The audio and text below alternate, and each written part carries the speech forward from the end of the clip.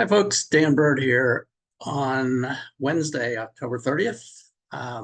This is my second try at this for today. I realized that I did not share my screen when I was talking before. So for those that tried to watch the video and realized that, I deleted it, and now I'm going to do another one. Good news is I've already got a lot filled in, so this one should be quicker. Anyway, this is just beginners' mistakes, I guess. So thanks for joining. This is the daily scan.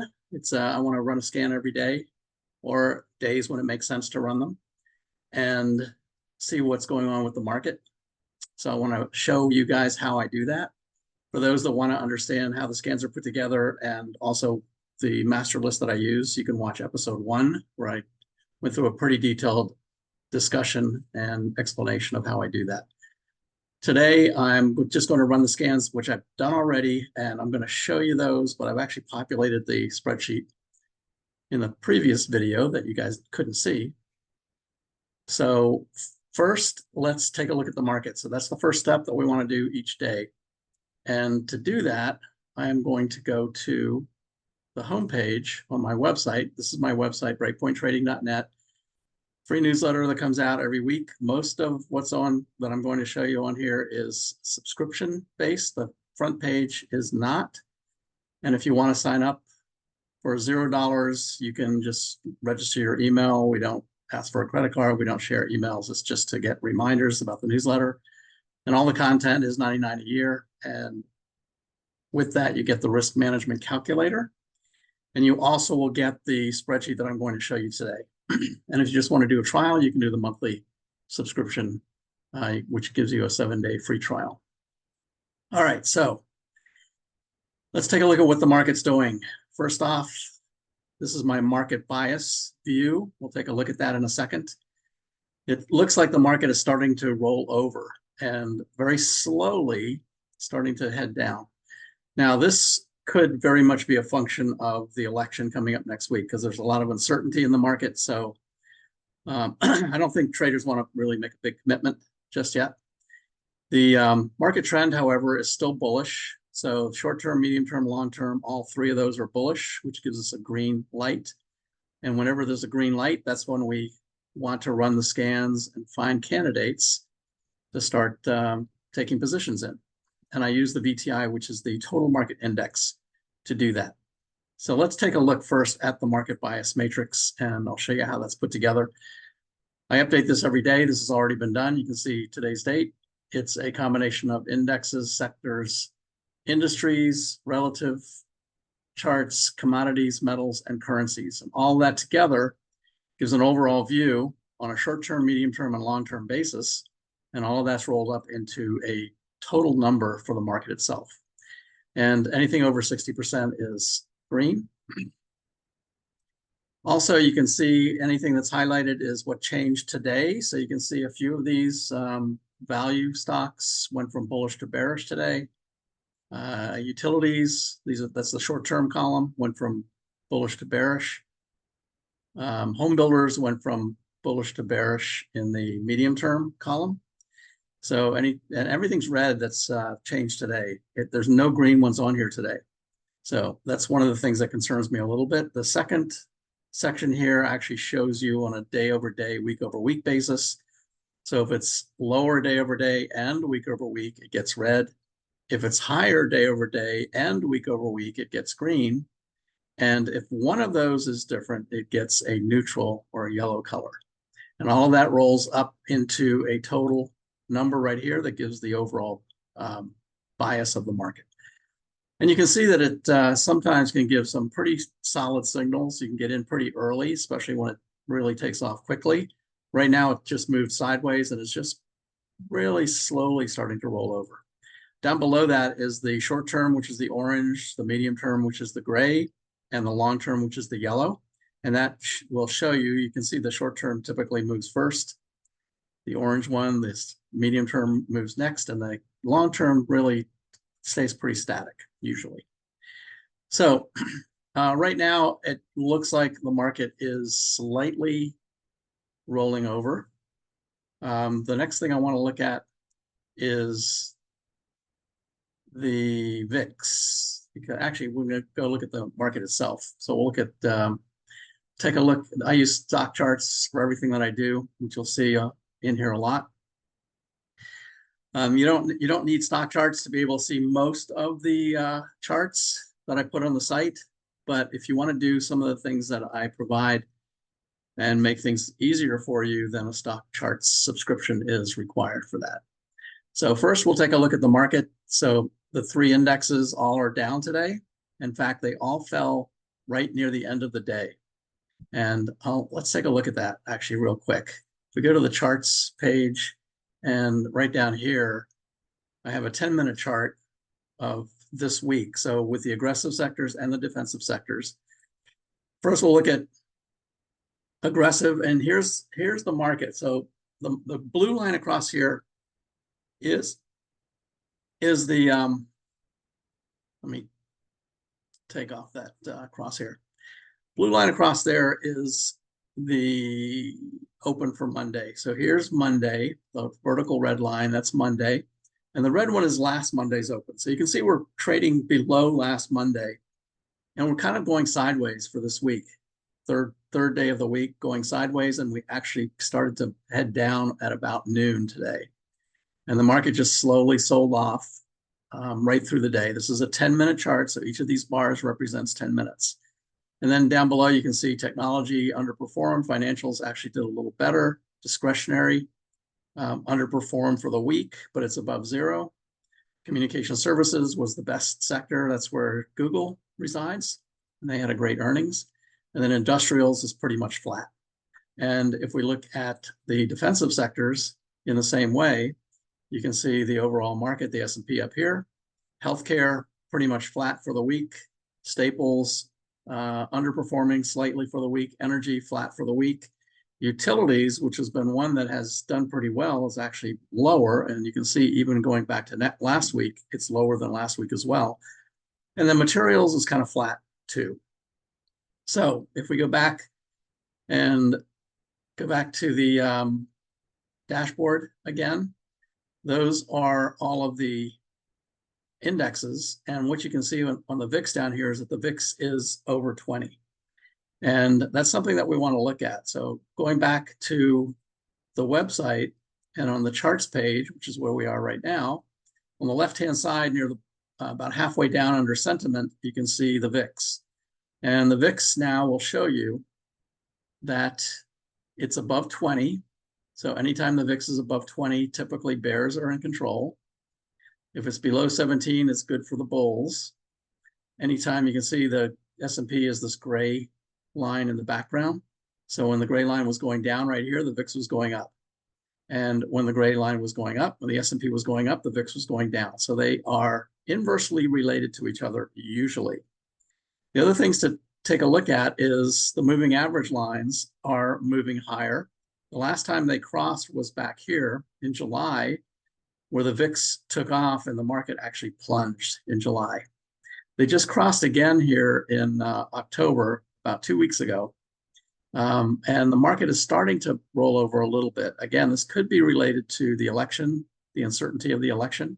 So we'll see what happens next week after that is finished. But even so, the 12-month rate of change is slowly creeping higher. So that's not something we want to see for the VIX. This is the fear index or the volatility index. So we don't want to see the rate of change going higher like it is. And then finally, correlation between the S&P and the VIX. As I mentioned, they normally are inversely correlated.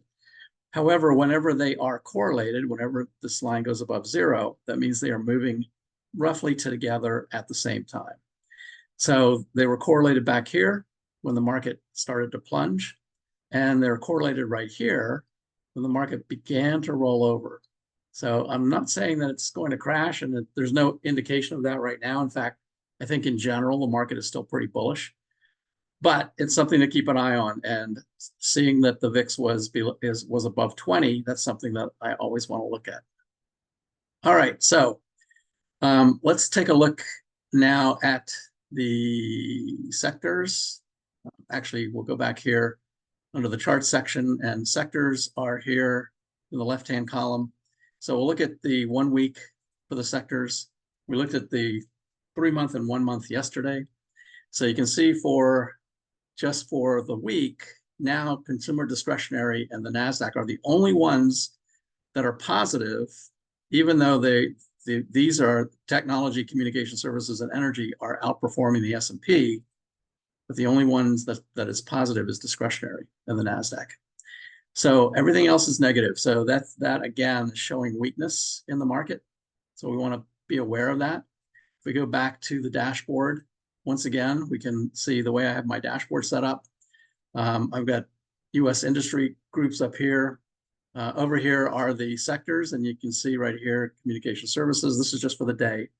So communication services with Google, materials, financials, real estate.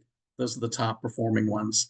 And then down below that are the industry groups that are outperforming just for today again. So containers, this is materials, industrials, the next two, discretionary right there, business training, financials. Here's the internet group where Google is. We'll look at Google in a minute. And then discretionary toys is outperforming, biotech starting to make a comeback. And then the last two in the top group, top 10 group, are real estate related. And then on the right hand side, this is the top 10 combined list that I talked about in episode 1. This is where I run my scans against this list right here. And you can see Lending Tree is the second on the list. If we open the chart for Lending Tree, we can see right now that they actually report tomorrow. So somebody is anticipating a good report tomorrow because Lending Tree actually started to take off today. So that's interesting. This is in the mortgage finance area. So that's very interesting. That's one to maybe take a look at too. So again, if we go back to this list here, this is my master list that's showing up on the right-hand side. This is the way that I have my stock charts dashboard created. Okay, so one thing that I want to talk about today is I talked yesterday about wanting to avoid binary events like earnings because you never know what's going to happen with earnings. So I want to show you what I mean by that, and I'm going to use the trend model here for the Magnificent Seven. This shows Magnificent Seven plus a few extras, and it shows their short-term, medium-term, and long-term trends. And when those trends have changed, then anything that's changed this week will be highlighted. So you can see these four right here. One of them is short-term, that's Meta. AMD reported yesterday, and that just changed to down. SMCI reported yesterday, just changed it down for short and medium term. And Eli Lilly had already given a down signal. But let's first look at Google, because Google reported already. And you can see as a binary event, there's the chart for Google. They had a great report and the stock took off. Now, you never know what's going to happen with earnings. So if we look at the candle, it's actually a black candle. So what that means is it opened at the high up here and it sold off all day down to the low, but it still ended higher than the previous day. That's what makes it black. If it was a white candle, like this one over here, that means it would open down here and close at the top. But this one instead gapped up and then sold off all day. Now, black candles, that's not necessarily a bad thing. That just means at the open, there was too many buy orders for the market makers to handle, so they let it open gapping up. And then a lot of people took profits and probably started selling off. And market makers also just let that happen as well. Now, what happens with black candles, sometimes they can be a really good indication of a good entry point. But what you want to see is, most people looking at this at the end of the day are going to say, oh my God, I missed it. Or I am in Google, I've made some profits, but everybody was selling today. So maybe tomorrow I better start selling. So usually you'll see this either for 1 or 2 more days, sell off a little bit more, but you don't want to see it close the gap. If that happens, if it sells off a little bit or even starts to move higher tomorrow, then that right there is where support will be. So as soon as that starts to move higher, and don't anticipate, wait for that to happen. When that starts to move higher, that gives you a good entry point and a good place to put a stop right below that. So this is one to watch. But that's an example of a binary event. I'll give you three other examples that are not so happy. AMD. AMD right here had earnings yesterday, and they actually beat earnings, barely beat earnings. They beat revenue a little bit better, but barely beat earnings. I don't know if they gave poor guidance. I'm not sure. But you can see right here a gap down after having 3 great days running up, giving everybody the impression that it was going to continue to go higher. Instead, earnings sent it lower. So that's what I mean by a binary event. Earnings can do something like that. Let's also look at SMCI. They have other problems. They've got accounting problems, but same thing. They reported they actually were below the cloud. They were below the 200-day moving average. So they have been in a very long-term downtrend anyway.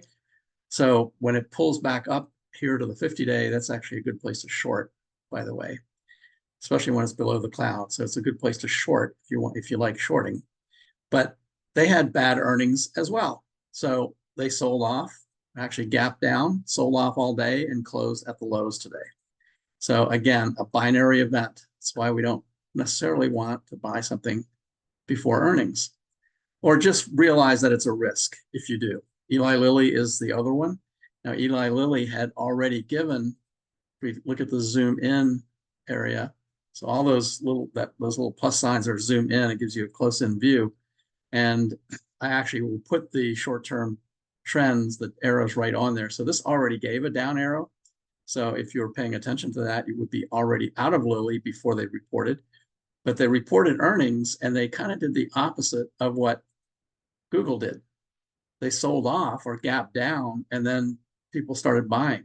They actually came back above the 200-day moving average. So that is very healthy. That's probably shorts covering, because it went down to basically major support right down here in this area around 770, right in this area here, major support. So when it hit there, the buyers started coming in and shorts probably started covering.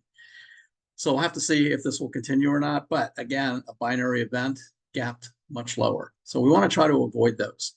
So the next thing I want to do is take a look at the scans. I went through all the scans that I created yesterday. So what I want to do today is just take a look at some of those scans and see if there's any candidates. So there were 4 scans I did yesterday. First one we'll look at is a downtrend reversal for what's called the elder bar or impulse bar. And Affirm is the only one on that scan. So you can see right here, Affirm came down to the 21-day moving average and started moving higher. It's above the cloud, it's above the 50-day, it's above the 200-day. It's outperforming its peers. The accumulation distribution line is starting to move higher. So that looks pretty good. Earnings are on the 7th, so they're kind of close. Not this week, but next week. Earnings are next week, so we want to keep that in mind. If we look at money flow is starting to pick up a little bit. And if we look at the Keltner channels, you can see right here, it's at about 45, and it could run up here to about 52. So that's about a 10% gain if that were to happen. So that one looks pretty good. So the next one, let's see, over here is, I'm looking at this on my email, by the way, because my alerts send me the email in the morning, and then I don't have to do anything. I just take a look at them. So the next one is pulling back to the 21-day moving average. There's only 2 on this list. One is Affirm that we're looking at there. The other one is Zeta. So this is a software group, technology sector. It just went above its 21-day moving average, and that's what we're trying to do with these scans. We want to find stocks that have been performing well. So they've been in the top 10 lists that I talked about yesterday. Now they're having a pullback. They pull back to a key support area, in this case, the 65-day moving average and the cloud, and then they start moving higher and went above the 21-day moving average. It's outperforming its peers down here, And the accumulation distribution, while it has been in distribution mode, which is normal when it's pulling back like this, when it got down here to the bottom area, it did so on low volume. So volume was below average all through this area, which is what you want to see in a pullback. And then the accumulation line is starting to pick up again. Now it has earnings the week after next. So that one's coming in fairly soon too. So those two so far are on the lists. The 5 and 21 day cross scan that I talked about, one of the 4 scans, the only one on it is Zeta. So that's what I have so far.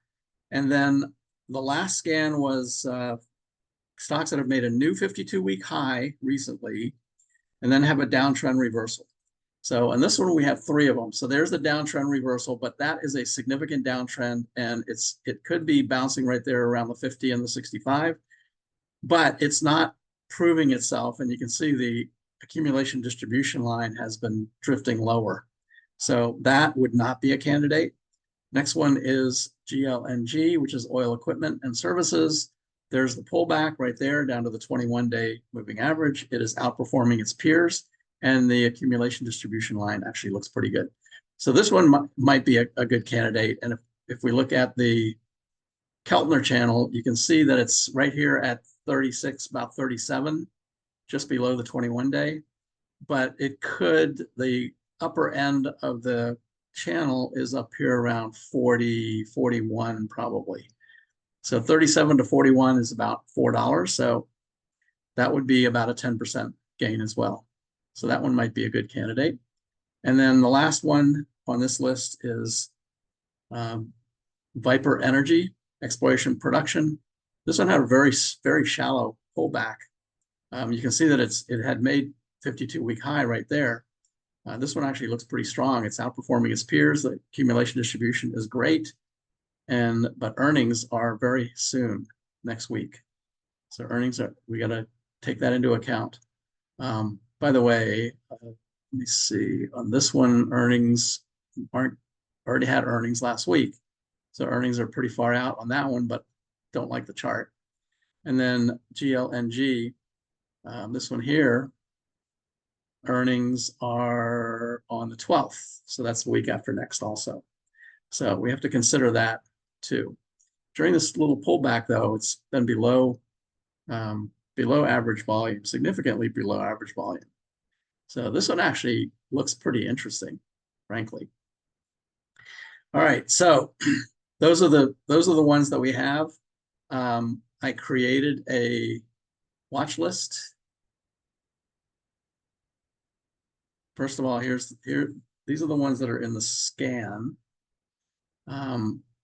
We can see those are the 5 charts that we scanned for today. And then the ones that I put into the watch list in the previous video that you didn't see. Well, they're not in there yet. So we'll take a look at the spreadsheet next. So here's the spreadsheet. Uber and Powell are the ones we put in yesterday. Uber reports on tomorrow.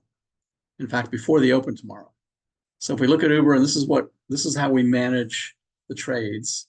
So we look at Uber, we can see that this is the day we bought it, and there's a stop that we have on it. It has not gone below the stop. It went up slightly today. Everything looks good except it reports tomorrow. So this one is a binary event, and I put that in the list specifically to see what happens with binary events, and probably it's a risk. It could take off and it might not. We'll see. All right, so that's one that's in the list already. And the other one is Powell, which is a month away from earnings. And Powell we bought yesterday, but it actually went down today. Did not hit our stop level. So one of the things that I noticed in looking at this and trying to learn is that the moving average, or the MACD rather, up here, this is the momentum indicator, is actually accelerating to the downside, even though everything else looks pretty good. Outperforming its peers, accumulation distribution looks great. Earnings are coming up next month, but this might have been a little too early on this one. So what I did was I put that note in here, MACD accelerating down. And then we can look at it and see what happens as if we do get taken out. Right now, it'd be a 6% loss. On Uber, it will be 4% unless it gaps. So if it gaps down, it's going to be more than 4% probably. Of course, if it gaps up, then we'll have to make a decision whether to hold it or just move our stop up. So the two that I added to the list, but I did not add them as purchases, as buys. I added them as watch list. So here's Affirm and Zeta down here. And in this case, Affirm and both of these, I'm putting a potential buy point lower than where the stock is right now. You can see Affirm is at 43, with both of them at 7% stop. So $40 for the stop if we end up buying it. And the purchase price for Zeta is $28.50 with a stop at $26.50, so 7% there as well. And you can see 8 and 12 days to earnings. So anytime you put the earnings in over here, it will turn red if it's less than 21 days. Again, very risky earnings coming up. So we'll see. I mean, we can always get out before earnings. We've got a little bit of time moving forward. But if we look at those again and take a look at Affirm and Zeta, here's Affirm. So 43 is right about in the middle of today's candle, and 40 is down here at the lows of this pullback. That's about 7% if it reverses. And then if we look at Zeta right here, now you can see it's above all of its moving averages, which is great. It had gone below them on the pullback, but again, volume was low on the pullback. So what we did on this one was we said 28.50. Right now it's at 29.21. So 28.50 it needs to come back to. The reason I chose that was because the 21-day moving average is at 28.50. So if it pulls back to 28.50, then we'll buy it and we'll put a stop at 26.50, which is right down about here. So that's 7% if it doesn't continue. I really want to see the MACD above 0. Right now, if it's below 0, that implies that it's in a downtrend. And of course, it has been, because we want to try to buy things as they're pulling back. Strong stocks, you can see how it's done. It's really gone up pretty nicely. Affirm has been gone up recently. Now it was kind of moving sideways. So on Affirm, if it starts moving up, it's going to probably run into resistance up here at about 48, where it hit it right up here. So then we'll have to make a decision. If that's before earnings on the 7th, we'll have to make a decision to, if we end up buying it, to either exit completely, exit half a position, or we'll make a decision on that. This whole exercise is to show how to manage trades as well. So like today, with the market starting to show a little bit of weakness, I didn't want to actually add anything, but I wanted to put some potential names in the watch list so we can maybe get into those. So that's the scan for today. It also kind of gave you a little bit overview of what the market looks like.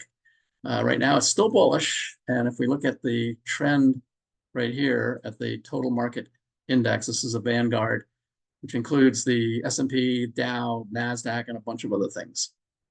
Right now, it's still short-term, medium-term, and long-term bullish. Pull back a little bit today. The MACD is starting to come down, but it has not given even a short-term bearish signal yet. So that's what we're watching. If that happens, then we will basically step aside and we won't be buying anything new, and we will just continue to manage the positions that we already have. And by manage, I mean decide whether to stay in them or to move stops up a little bit tighter, just to protect ourselves and lower our risk as much as possible. All right, so that's it for today. Sorry for those that tried to watch the other video and realized I wasn't sharing my screen. Sorry about that. This one will get loaded up here today, and I hope you enjoy it. Give me your comments and also anything else you would like to see, anything you would like me to cover in the daily scan related to the overall status of the market, and then any other videos, ideas that you might want me to pursue later. So that's it for today. Good luck trading. Thanks for watching, everyone. Take care.